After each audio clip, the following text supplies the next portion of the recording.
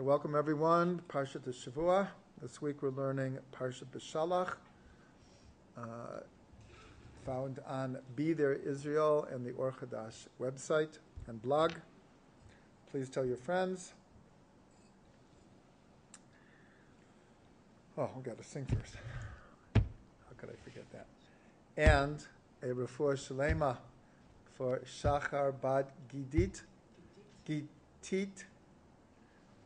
who is back in Yerushalayim and needs a refuah shlema, and for Reuven ben Liba Sasa, should have a refuah shlema, and everyone else who needs a refuah shlema around the world.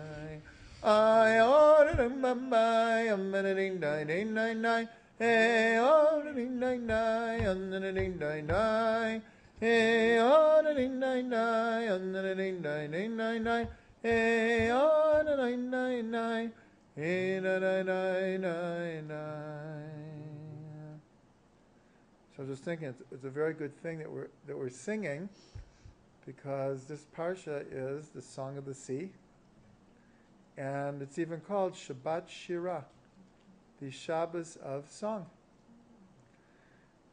So it's actually even more important that we sing, because you can't learn everything of every parsha. And one of the things we're not going to touch on tonight is actually the song. So it's a good thing we sang. So at least we get a taste of the Song of the Sea. Okay, so what I thought to do tonight is something a little bit different than what we've been doing. But for those who have the Or Chadash commentary in the Chumash, called Orchard of Delight. So the whole book is based on the Pardes system of learning. Pshat, Remez, Drush, and Sod. Pshat, the simple, literal, historical storyline. The Remez, the hinted to or alluded to meaning. The Drush, the allegorical, metaphorical parable of the Torah. And the Samach Sod, the secret, mystical, Kabbalistic meaning of the text. And the whole book is based on this system, though we don't employ it in an organized manner every parsha. In other words, every parsha we touch on Pshat, Remez, Drush, and so, but not necessarily in an organized manner, though we do that. So tonight, in preparing for the class, a number of different, very systematic ways of learning the parsha just jumped out at me. And many of these ideas are included in the book, but not necessarily in an organized manner. So I'm going to go through 4 different parts of the parsha and learn them very systematically: Pshat, Remez, Drush, and Sod.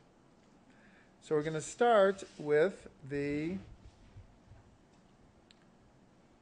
second verse in the parsha, which is chapter 13, verse 18, Yud Gimel, Yud Chet. So the first verse says that when Paro sent the people, God directed them towards the land of the Philistines because it was close, and he did not direct them towards the land of the Philistines, even though it was close, because God said that they will perhaps see war and want to go back to Egypt. Then the next verse says, V'yisev Elokim et ha'am derech hamidbar Yam Suf. So God turned the people the way of the Sea of Reeds, commonly called the Red Sea, but the real translation, for those who know Hebrew, Yam Suf means not Red Sea, but Reed Sea, because a suf are reeds. So it's called the Reed Sea. And this is the word I want to get to. V'chamushim alu b'nei Yisrael meretz Mitzrayim. And the children of Israel came up armed from the land of Egypt. When you look in any translation, that will be the translation that you'll find. It says chamushim. And that's the first thing Rashi says. Rashi says it means armed. They came up with weapons.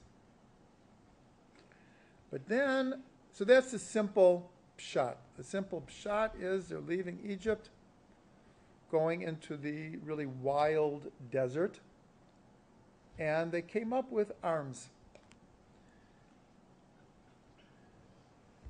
So before we see the second thing Rashi says, we can understand this on a different level, because in a number of verses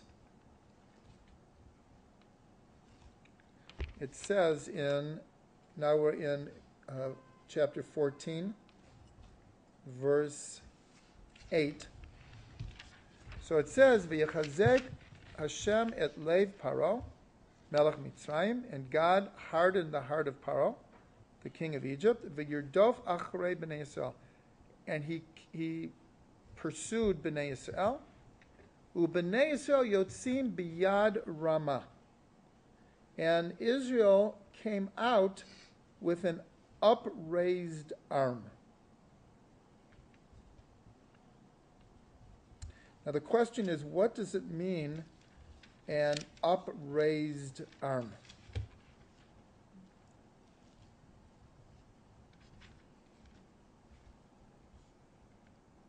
So here Rashi says, Begevura gvoha umufursemet, with great strength that was publicized. In other words, Israel was on a high.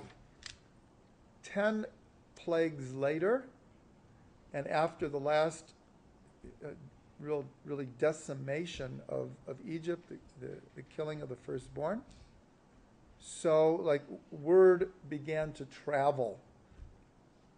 And so Israel came out, but Yad Ramah, with an upraised arm, means we can almost say on a high note, an upraised, it came out on top of the world. So this is a remez to what also it means they came out armed. Because here it says they came out with a upraised arm, but that upraised arm does not necessarily mean armed.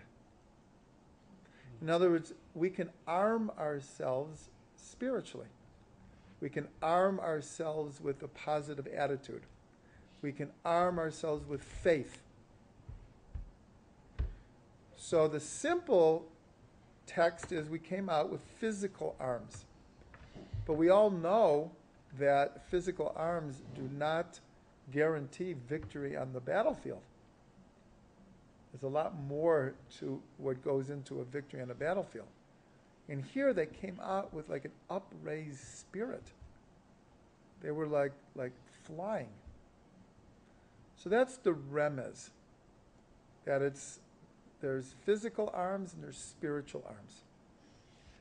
And then Rashi brings a very, very famous and like puzzling midrash, where he says that right at the end of Rashi says, Devar acher chamushim echad michamisha yatsu ve'arba chalakim meitu b'shloshet yemei afela. So he brings a midrash that says that chamushim, what is the root of chamushim? Chamesh. Chamesh means 5. So Rashi says Israel came out 1 out of 5. Wow. The other 4/5 died in the 3 days of the plague of darkness. That's what Rashi says. Why is that? So the first thing, before we say why that is to ask, is this figurative or is this literal? What is the midrash? What does it really mean? Only 1 out of 5 came out? Is that what it means? So the way I express it in the book is the following: is if World War II and the Holocaust had not happened, maybe I would look at this midrash and say, I don't know, maybe it's a little exaggerated, maybe it's just trying to say that not everyone came out, but just 1 out of 5. But then when we realized that we lost 1/3 of our people, so then you start to think, well, maybe it is literal. Maybe it is literal.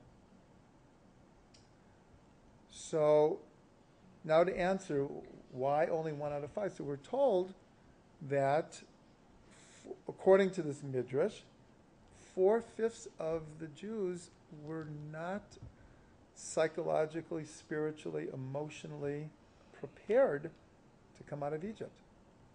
Either they didn't have enough faith, they didn't believe it was really happening, they were scared to leave, and this is a very known phenomenon that many times we've probably all experienced this, we're caught in a bad situation. And for X amount of time, sometimes it could be years, that we plot and plan and pray to be able to change our circumstances. And then sometimes a ray of light comes, an opportunity, and we can actually change our situation. And at that point, many people get afraid that along with the new opportunity is new challenges, the unknown, the fear of the unknown. And many people will then, well, maybe it's not as bad as I thought. Maybe I can just make a few cosmetic changes and things will be better. And we kind of like chicken out of the situation. So, however we understand the midrash, we are being told that only 1/5 came out. And why during the plague of darkness? So the Midrash also tells us so that Egypt would not see what was happening to the Jewish people. Because according to the simple text, the plagues did not touch Bnei Yisrael. They were happening to Egypt. We were like watching and observing and in awe of what was happening. But many times the text actually says that God says, I will show you that I'm making a difference between you and Israel. You meaning Egypt. That your cattle will die, but the cattle of Israel will not die. But here we're told that they buried everyone during the 3 days of darkness, so the Egyptians wouldn't know what happened. They come out 600,000. Yeah, 600,000 yeah, souls that came out yeah. of Egypt. 600,000 men Yeah. between the ages of 20 and 60. And this is also about the man, this fifth. Now that's a good question. That's a good question. We're told that approximately 3 million people came out of Egypt, Wow. of which 600,000 were men between the ages of 20 and 60. So in Egypt there were 3 million men, Jewish men. Roughly, I mean, Right, Yeah, if one. right. Yeah, it was huge. The Torah says that we multiplied like... there were probably Yeah. 15 million Right. Jews. Really? Okay, so that's the drasha. That's the drasha that Rashi himself brings. 1 out of 5, based on the word chamesh, chamushim.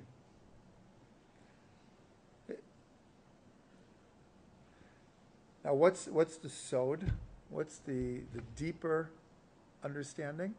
So this I heard from Rav Ginsburg, and he says like this, that the soul, as we've discussed many times, has 5 levels, 5 names. I'm not going to go through them all now, but in any depth, but the nefesh, called the animal soul, the ruach, the emotional component of a human being, the neshama, the intellect, the chaya, the bridge between the conscious and the superconscious, and the yechidah, the unique spark of God within the soul. These are the 5 names and 5 levels of the soul. So Rav Ginsburg explains, according to Chassidut, that something also that we've mentioned week after week is that the story of going down into Egypt and coming out of Egypt is a parable of each individual soul as it comes down from the heavenly abode into a meitzar. Mitzrayim means a narrow place, into the narrow confines of a body and a limited finite world.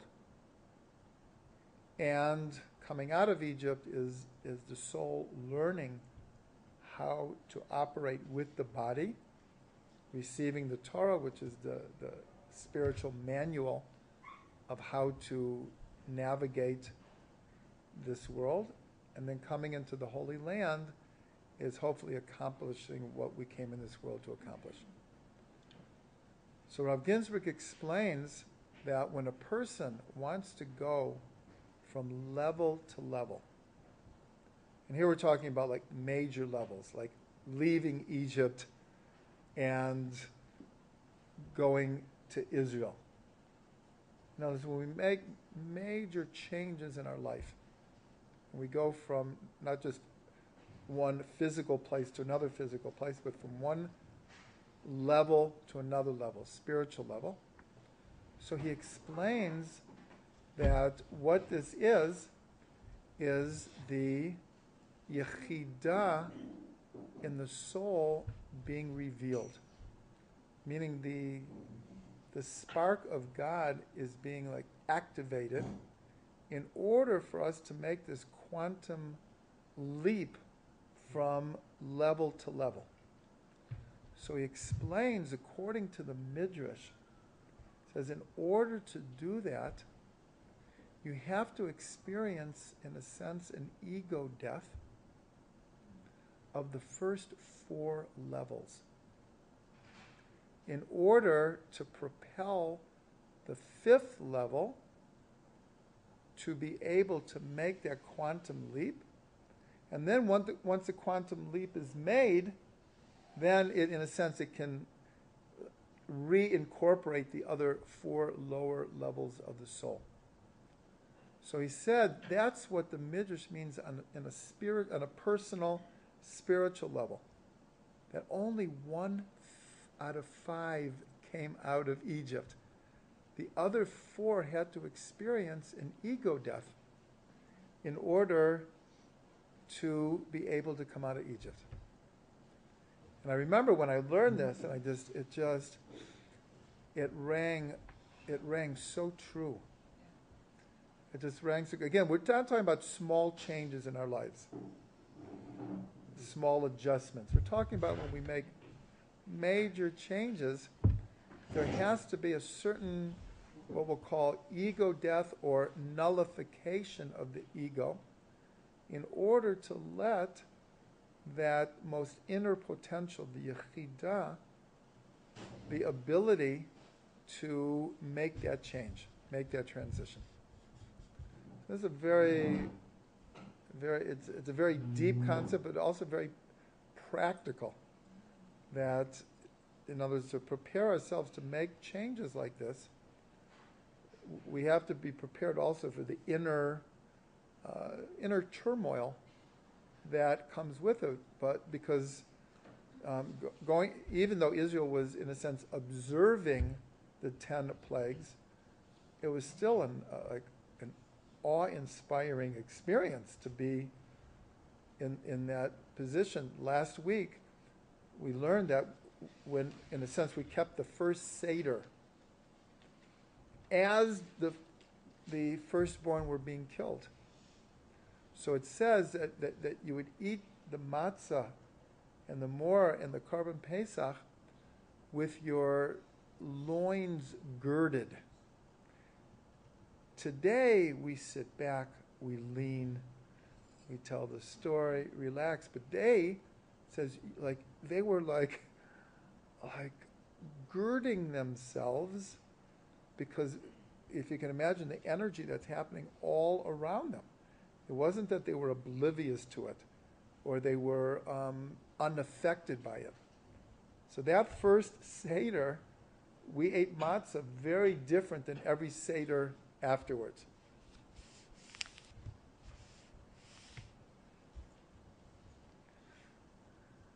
Welcome. And welcome to you also. Okay, so for those who just came in, what we're doing is we're going through 4 different ideas in this week's Parsha and analyzing them according to the Pardes system of learning. Pshat, Remez, Drush, and Sod.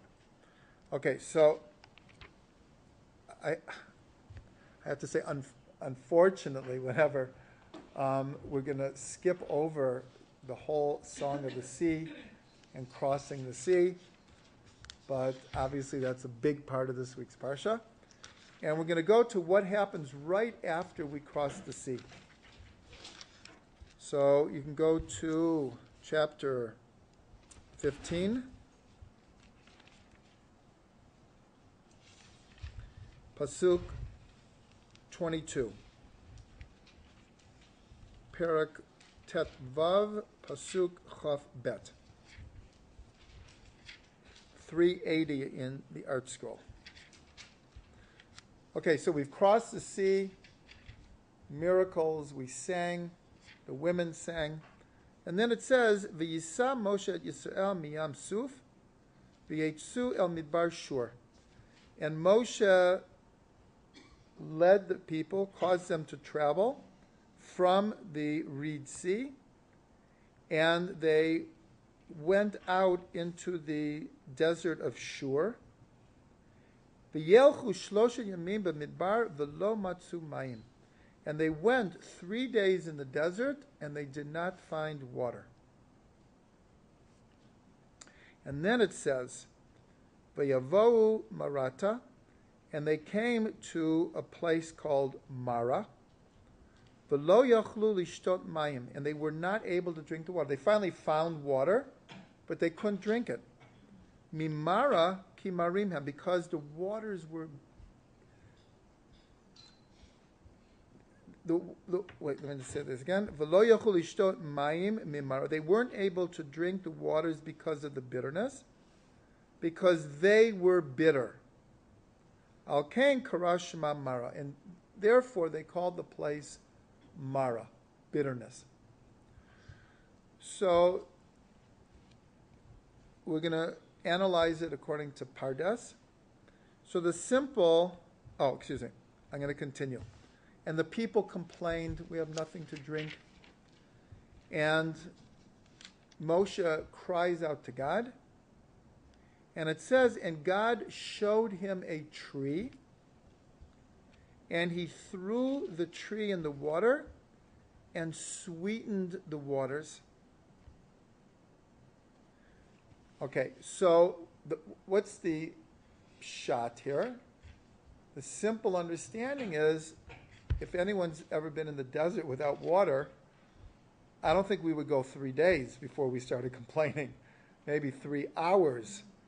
I mean, if you can imagine this is April in the Sinai Desert. Well, April in the Sinai Desert is probably in the 80s or 90s. 3 days without water? So the people complained. And here, many times we complained in the desert, and Moshe got very upset. God got very upset.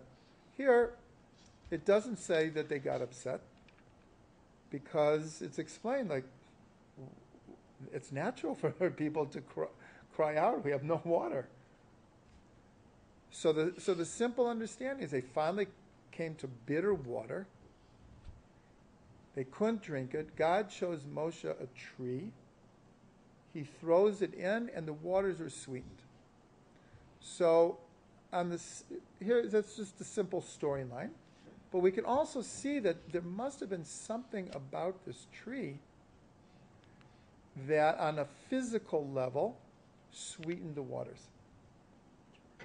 And here, this is a hint to the whole type of maybe what's called alternative medicine, where we take from the natural world and we heal. So here, God didn't show him some antibiotics. He showed him something from nature. And this tree had the power to sweeten the waters. When it gets down to it, most medicines in the world are simply synthetic copies of what there is in nature. In other words, nature contains all of the healing components that we need. So this is just like pshat. This is a simple understanding of what happened here. On the remez, what's hinted to? So there's a saying by the sages, Ein mayim ela Torah. There's no water other than Torah. Meaning, any time water is mentioned in the Torah, it's an allusion, to Torah itself. Why is Torah compared to water? Because just like we can't live without water, can't live without Torah. That's what the sages wanted to tell us. So, Ein mayim ela Torah. So the remez here is, what the sages said, what does it mean they went 3 days in the desert without water? They went 3 days without learning Torah. Why? So some say because they were still let's say, blown away from the miracles that just happened at the sea. Others, on a little bit more mundane, crass level, is that when the Egyptians died in the sea, So there was all this booty that washed up to shore. And Israel received all of the booty. And so for 3 days, we were thinking a very practical, like how much did I profit here? So they didn't learn Torah. But the sages say that that's what it means. They went 3 days without Torah. Now, to show you that it's more that it's more than just like a metaphor, we get a halacha from this.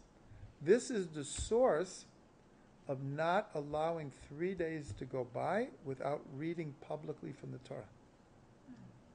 That's why it was instituted that we read Torah every Monday and Thursday and Shabbos. So more than 3 days never go by without us publicly learning Torah. It's learned from this. So this is the remez.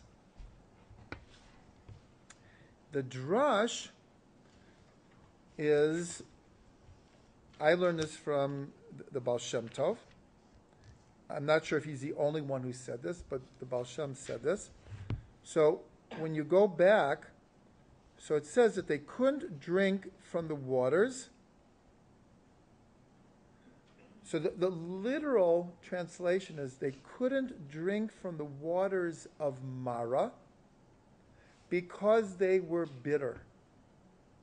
So most people translate it, they couldn't drink from the waters of Mara because the water was bitter.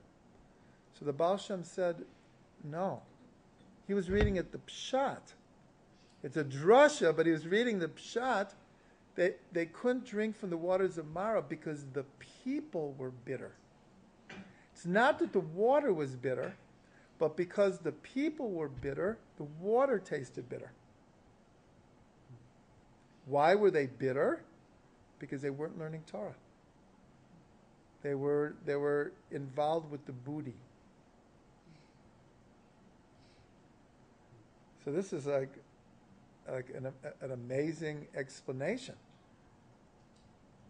In other words, when we are bitter, so we look at the world and everything is bitter. Everything tastes bitter. When we're depressed, everything depresses us. When we're joyous, then the whole world is singing. That's what the Baal Shem was teaching here. Because the people were bitter, the water tasted bitter. So like an amazing teaching. And what's the sod? What's the deeper secret here?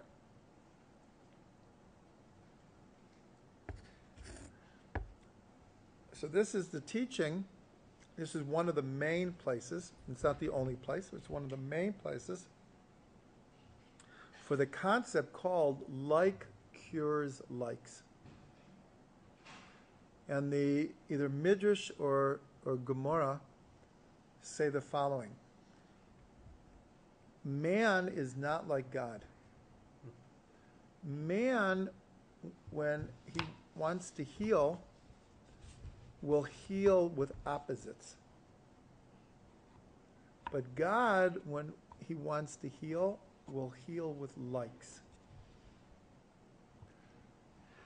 So why does that apply to here? Because the tradition is that the tree that he threw in the water was a bitter tree. And he sweetened the water. Now, if man would have thought, to sweeten the water, like, where's the sugar, right? Like, give me a couple of kilos of sugar and we'll sweeten the water. But when God heals, he heals with likes. So he showed him a bitter tree, and he threw the bitter tree in and sweetened the water. So this is the basic philosophy behind homeopathy. And in a more conventional way,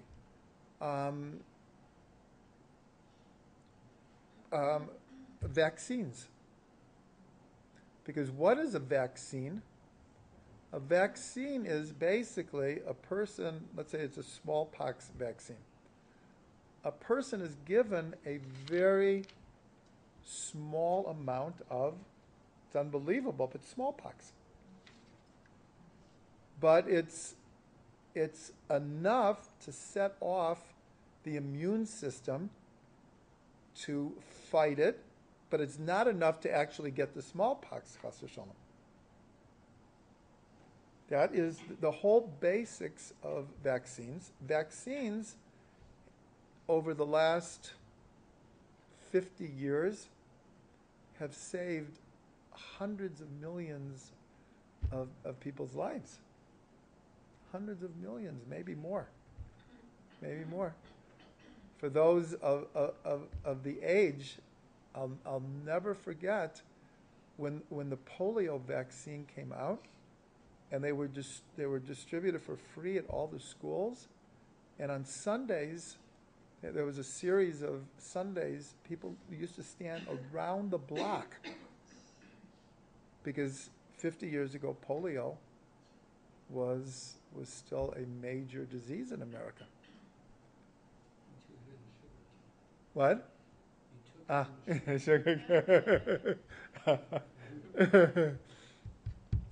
So this is basically likes cure likes, but it's counterintuitive. Like, who in the world would think that you will cure smallpox by giving a person a little bit of smallpox? It's counterintuitive. It like flies in the face of logic. But it's a divine way of healing. So that's like the secret understanding of what's happening here. I didn't mention, and I can't not mention this, but it's also explained that it doesn't say that God showed him a branch. It says he showed him a tree.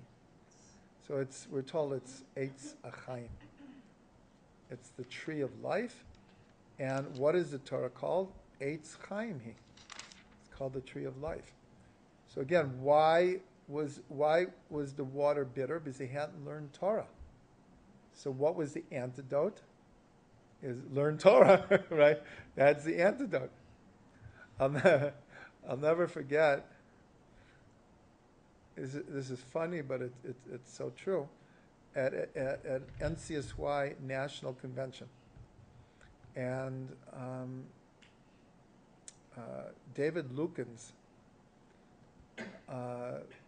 was one of the speakers, and he told a story that National Convention's like 500 teenagers, very beautiful, holy energy, but it's also teenagers, right? And so on the last day of the convention, all of these plays and skits, and anyways, so everyone's like practicing, every region's practicing their shtick, whatever.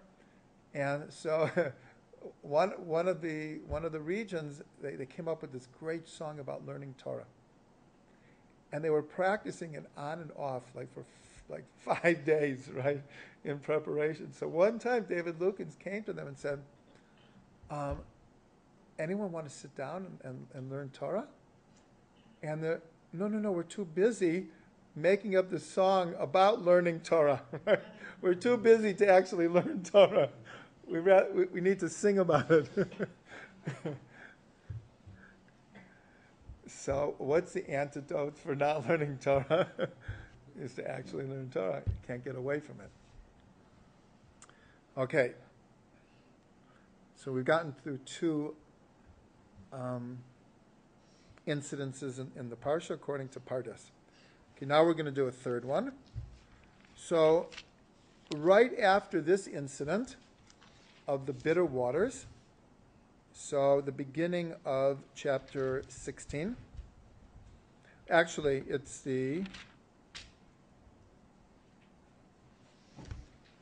It's actually the end of the previous chapter 15, Chav Zayin, the 27th verse, page 382 in the Art Scroll. Pasuk Chav Zayin. Oh, Tet Vav. The same one we're on. So it says, V'yavou Elima. They came to a place called Elim. V'sham shtei mesrei eyonot mayim. V'shivim tamarim. And there were 12 springs of water and 70 palm trees. So the simple understanding is they came to an oasis. This is the desert. They came to a place that had water. Because there was water, there were trees. So that's just a simple storyline. But then we'll ask the same question, but this isn't about the Midrash. We asked about the Midrash before. Was it really 1 out of 5? So then we also ask, was it really 12 springs of water and 70 date palms? Or is this symbolic? There was water and there were trees. But the numbers are telling us something symbolically. So Rashi says, so he is, in a sense, learning this. Not that there wasn't an oasis there that had water and trees, but he says, why does it say 12 springs of water and 70 trees? Got it right. This represented the 12 tribes and the 70 elders. I was looking at 70 nations. Yeah, no, and the 70 elders. That could also work. 70 nations. That would be a different paradigm. That's what Rashi says. So here we're told something very, very important, that any time there are numbers in the Torah, they have a deeper meaning. That's the level of remez.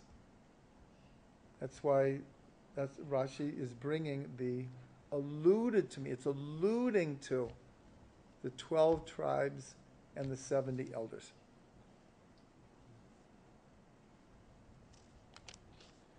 Okay, so what's the drasha?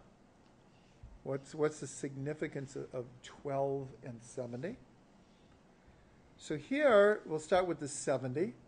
Remember, we're coming from Mara, and the whole thing was about, we went 3 days without Torah. God threw the eights Chaim, the Torah. So the next place we come to has 70 date palms, and we're told there are 70 faces to the Torah.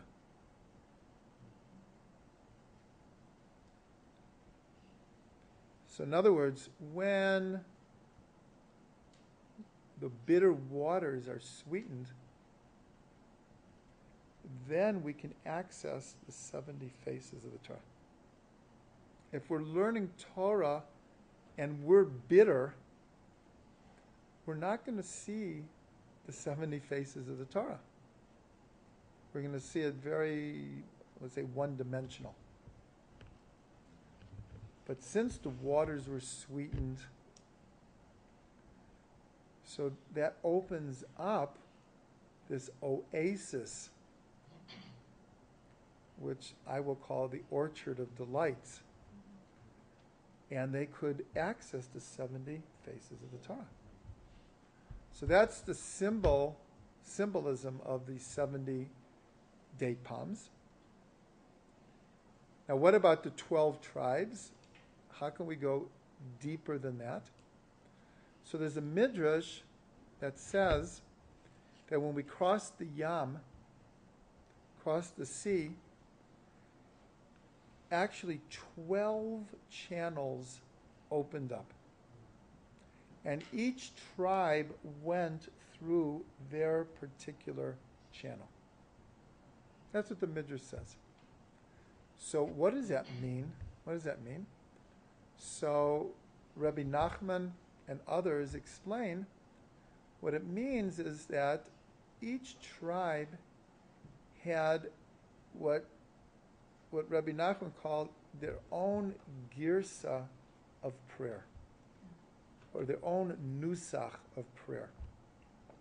Because we have to remember that at this point of Jewish history, the tribes were very independent and represented very specific energies.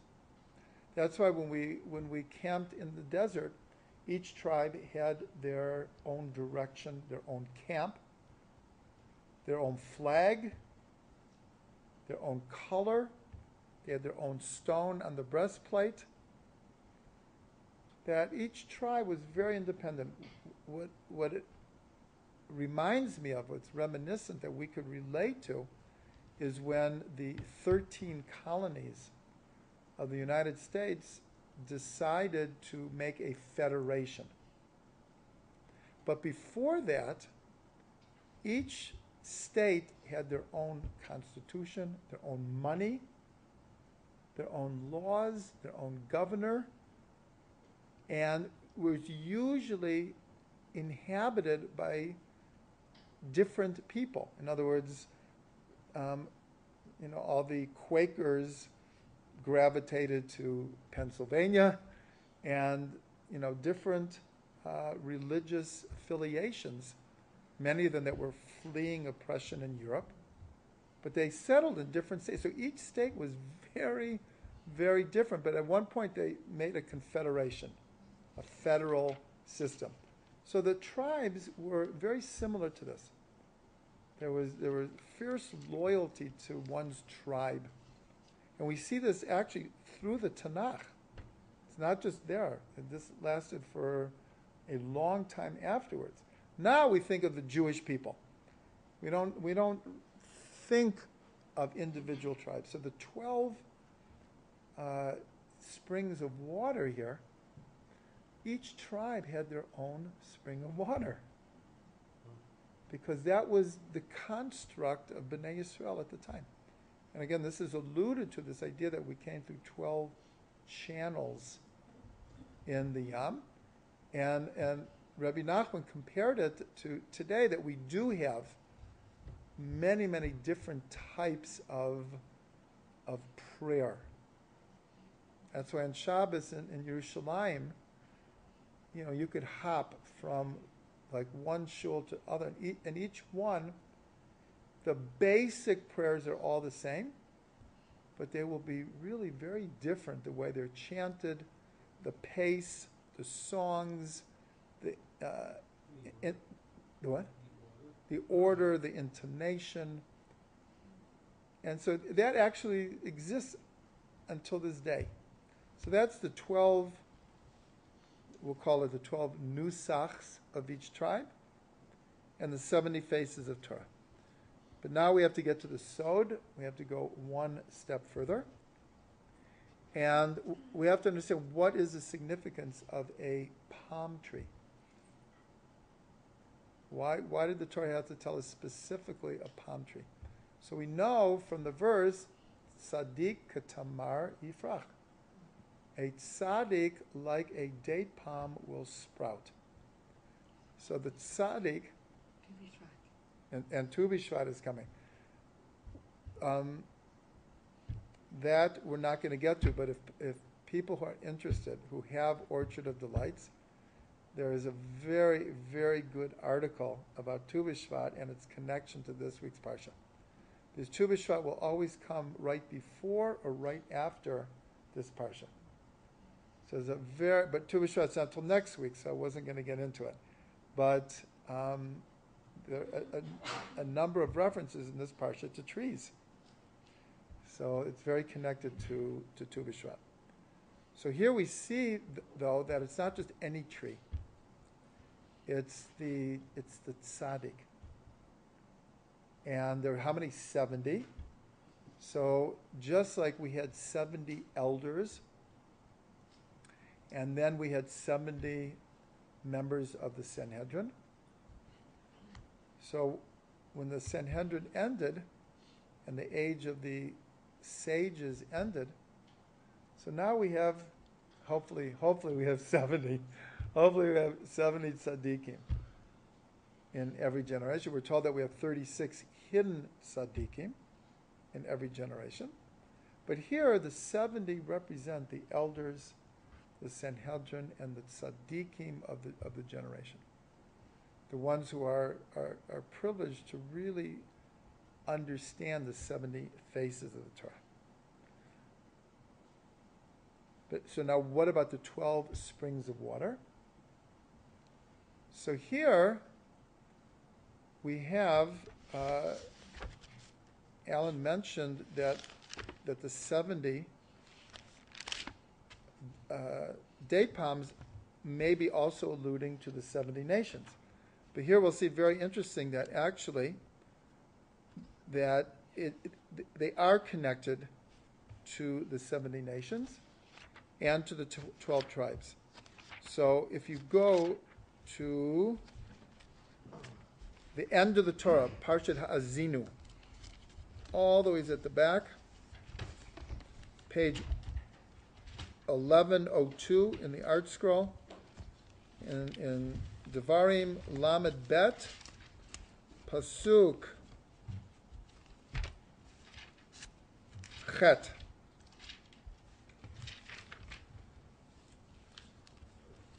Again, 1102, second line from the top.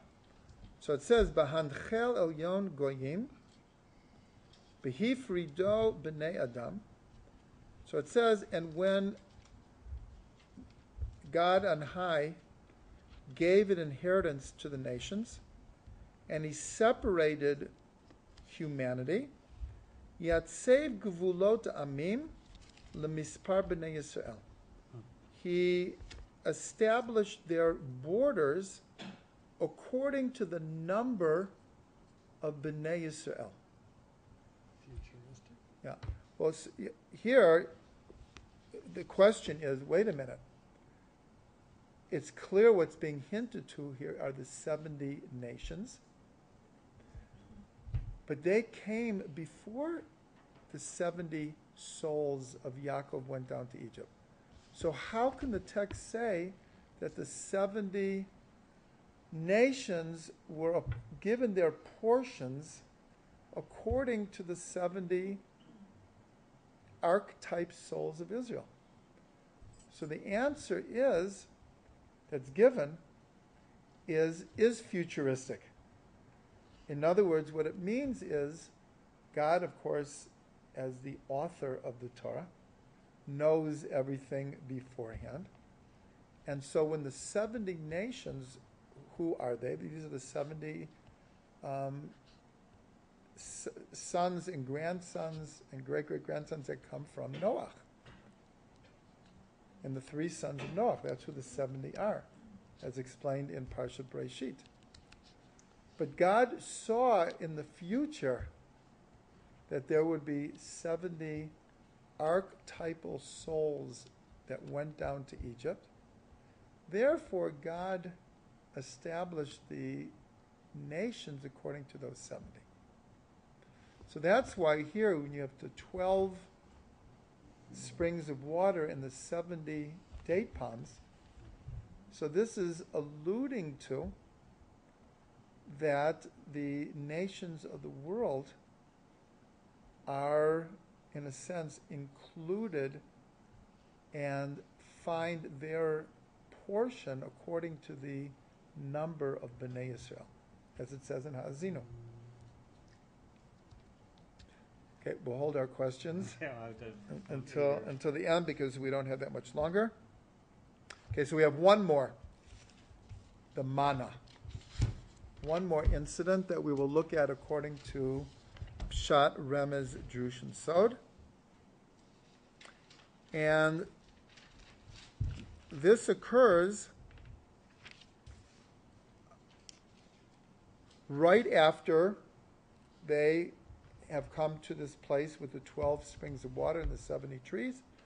Then it says that in the 15th day, the 15th day of the second month, they complained to Moshe, what are we going to eat? And Rashi explains that they had brought provisions. They brought 60 meals. Now, we learned before that remember we had to leave Egypt so quickly that there wasn't even time for the leaven to rise. Nonetheless, Rashi explains that everyone just grabbed what they could, right? Filled their donkeys, and they didn't have time for the bread to rise, but they did take enough provisions for 60 meals. And that ran out, but they ate 2 meals a day. So when did we leave Egypt? On the 15th of Nisan. This is now the 15th of Iyar, exactly 30 days later. We've run out of food and the people complain. And then there's a lengthy description of God telling Moshe to tell the people that there'll be this bread from heaven, and how it will fall, and when it will fall, and how they have to collect it, and when they shouldn't collect it, and how much to collect. So it's a whole story. It takes quite a bit of explanation. So let's just try to understand it very quickly according to these 4 different levels. So first of all, the Torah gives a description of the man, and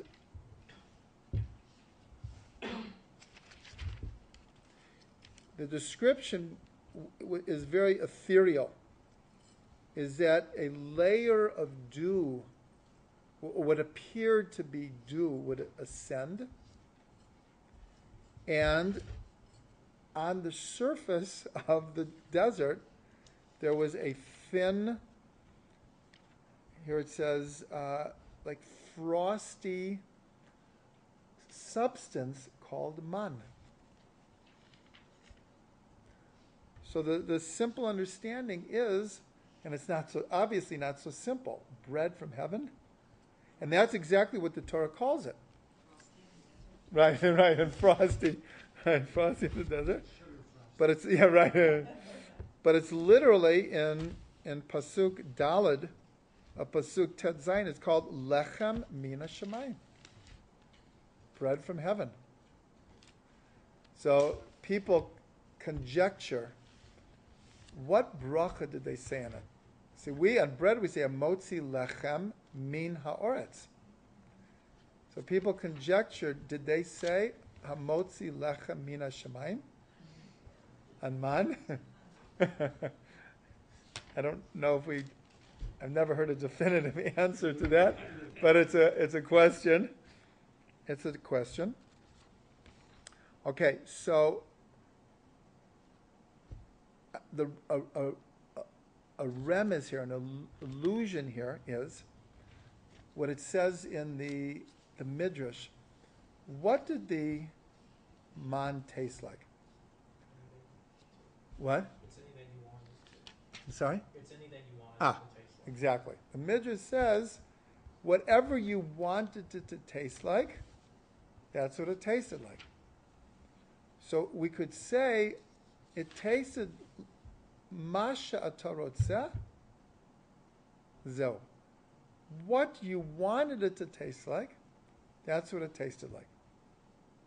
And we're told the more righteous a person was, the more that was true.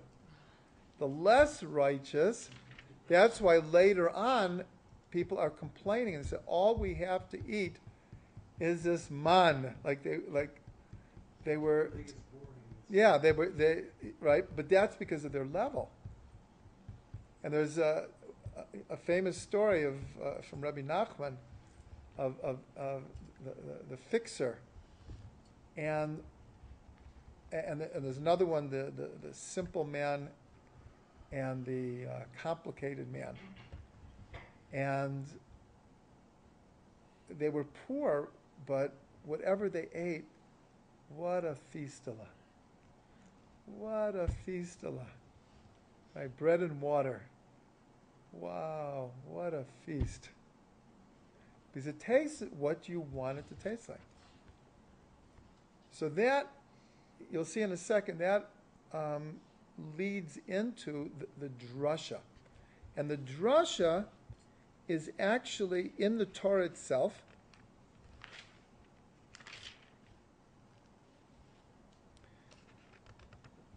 I'm looking for the verse.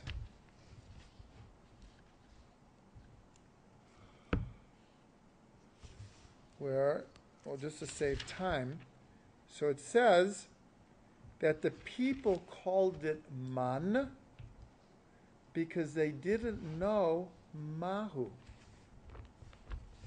So this is very interesting.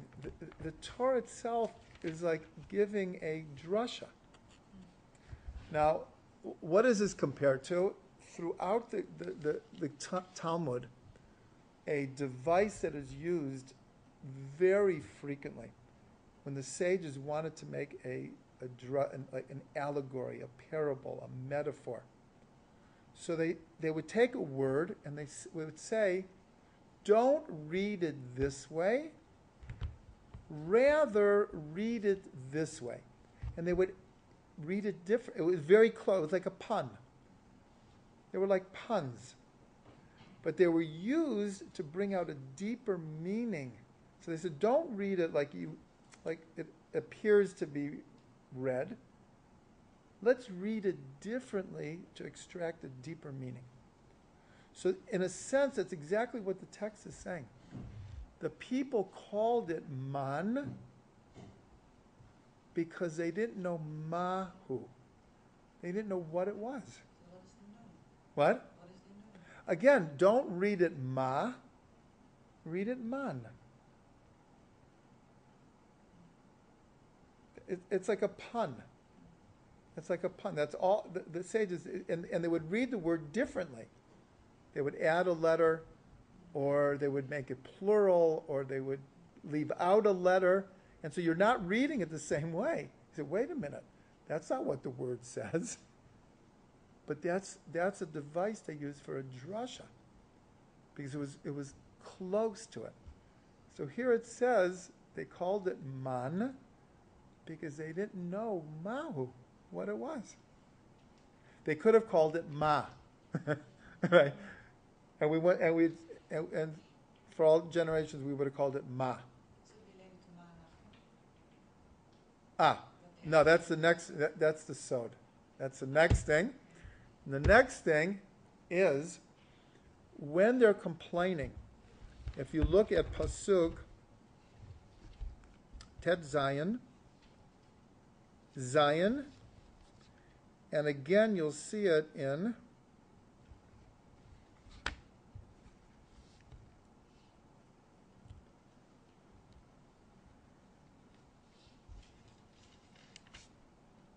Chet. Now there's two sentences in a row. Moshe says to the people, V'nachnu ma. And what are we that you're complaining to us? We're just God's messengers here. Why are you complaining to us that you have no food? Talk to God. Like we're not magic chefs here. We're trying to do God's will. We're God's messenger. So, in other words, we're like invisible here. V'nachnu ma. And what are we that you're complaining against us? We're nothing. So this is brought, Rav Ginsburg brings this all the time to explain not only Moshe's level, spiritual level, but a level that we should all strive for. Because later when it says that Moshe was the most humble person on the face of the earth, so the verse that expresses it more than anything is right here. V'nachnu ma. Like, what are we? And Moshe wasn't it wasn't like he wasn't asking a question, he was saying a statement. V'nachnu ma. We're nothing. We're a flaky substance. What? We're a flaky Yeah, right. We're like the man that is like ethereal. We're in a state of self-nullification. These are the words that are used to express what's called self-nullification. In Hebrew, bitul. Bitul. Tremendous humbleness. So, we're told that of the three siblings, Moshe, Aaron, and Miriam, each one relates to three gifts in the desert. What's called the well of water. We've run into water 2 times already here, and we crossed the Yam 3 times. There's a lot of water. The well of water that accompanied us in the desert, we're told, is on the merit of Miriam. Because in Miriam's name is actually of Yam, sea. Mar, bitter. But when you switch around Mar, you have Ram, elevated. So the water in the desert was on the merit of Miriam. The cloud of glory in the desert was on the merit of Aharon, because the Kohanim represented the glory in their clothes. It was the kavod, ananei kavod, the clouds of glory. So this is represented by the station of Aaron being the high priest and having this position of representing God's glory. And the man was on the merit of Moshe. And on what merit? Because he was Nachnu Ma. He was on the level of what are we? We're nothing. So on that merit, we receive the man in the desert. That's the sod. That's the deeper mystical understanding of the connection of Moshe and man. Okay, so we'll end with a bracha.